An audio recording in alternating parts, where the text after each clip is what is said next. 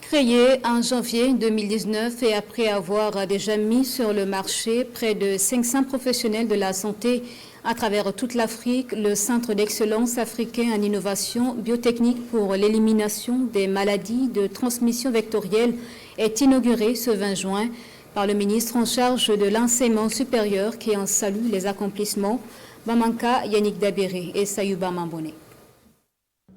C'est une avancée significative dans la lutte contre les maladies à transmission vectorielle.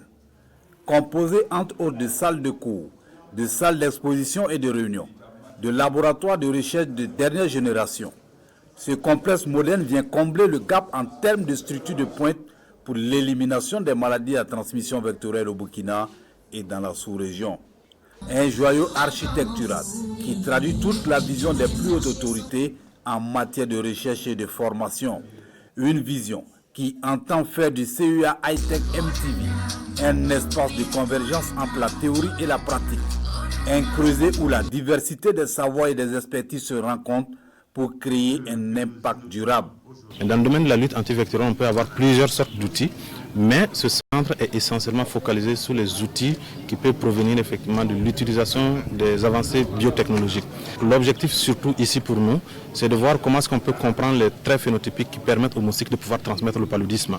Une fois que ça c'est identifié, comment est-ce qu'on peut travailler justement à impacter ces traits-là de telle sorte que ça puisse réduire soit la capacité de reproduction des moustiques, soit leur capacité même à héberger le plasmodium et à pouvoir le transmettre à quelqu'un. Qui m'a particulièrement intéressé dans ce projet, c'est l'aspect de formation, renforcement des capacités.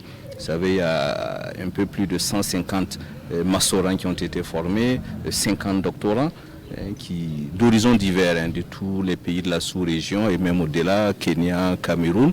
Donc ça a augmenté l'attractivité de l'université Nazi Boni.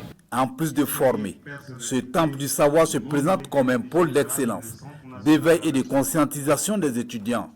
Il est aussi un laboratoire fédérateur des chercheurs et des enseignants-chercheurs des différents instituts d'enseignement et universités du Burkina.